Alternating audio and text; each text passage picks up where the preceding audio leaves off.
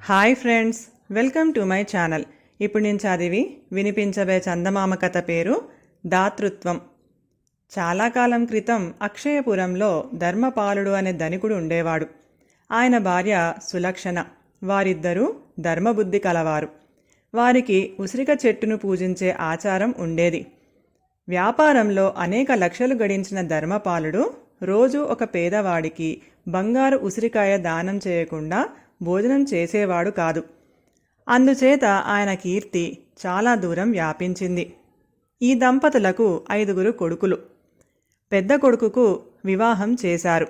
పెద్ద కోడలు అత్తవారింట అడుగు పెడుతూనే, అత్తగారు ఎంత ధనవంతులైతే మాత్రం రోజు బంగారు ఉసిరికాయలు దానం చేస్తూ ఉంటే రెండో తరానికి ఏమి మిగులుతుంది? మేము బీదవాళ్లమే అడుక్కు తినటం మీకు మాత్రం ఇష్టమా? కావాలంటే ఉసిరికాయలు దానం చెయ్యండి అంది. పెద్దవాళ్ళు చిన్నవాళ్ల మాట పాటించి రోజు ఒక వెండి ఉసిరికాయ దానం చేస్తూ వచ్చారు. ఇంతలో రెండో కోడలు కాపురానికి వచ్చింది.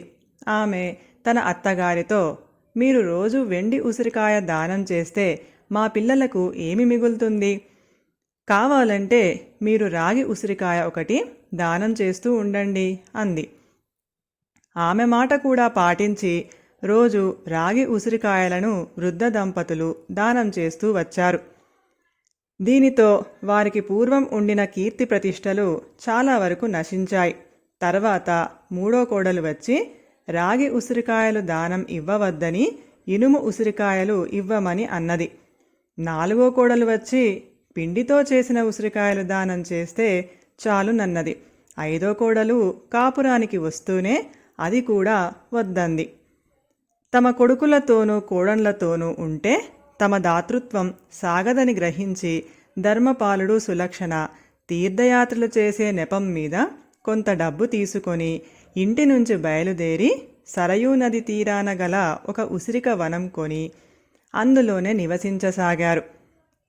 ధర్మపాలుడు ఉసిరికాయలతో లేహ్యాలు, ఔషధాలు తయారు చేసి వాటిని విక్రయించి డబ్బు సంపాదించనారంభించాడు.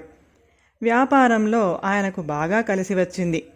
ఆయన తిరిగి లక్షాధికారి అయి తనకు తృప్తిగా దానధర్మాలు చేస్తూనే మంచి ఇల్లు కట్టుకొని ఒక దేవాలయం కూడా నిర్మించటానికి పూనుకున్నాడు. ఈలోపుగా ధర్మపాలుడి కొడుకులు తండ్రి ఆర్జించిన ధనం అంతా ఖర్చు చేసేశారు.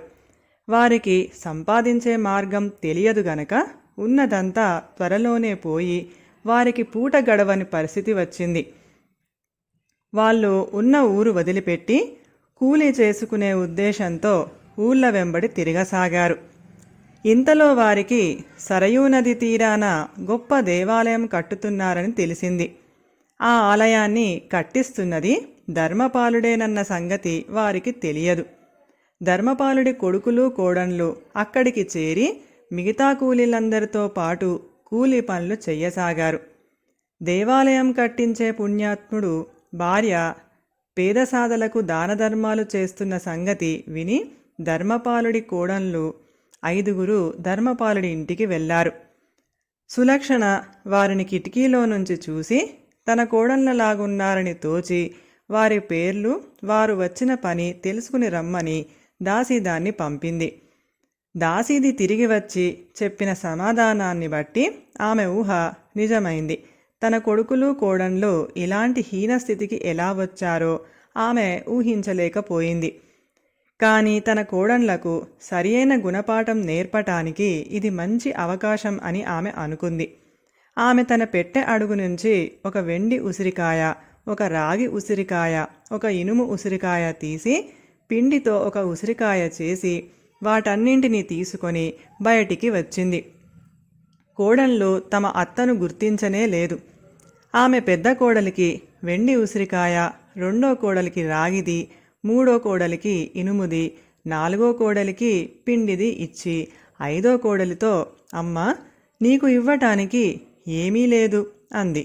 వెంటనే తోడి కోడళ్ళు ఒకరి ముఖాలు ఒకరు చూసుకొని తరువాత సులక్షణ కేసి చూసి అత్త అంటూ ఆమె కాళ్ల మీద పడి ఏడ్చారు.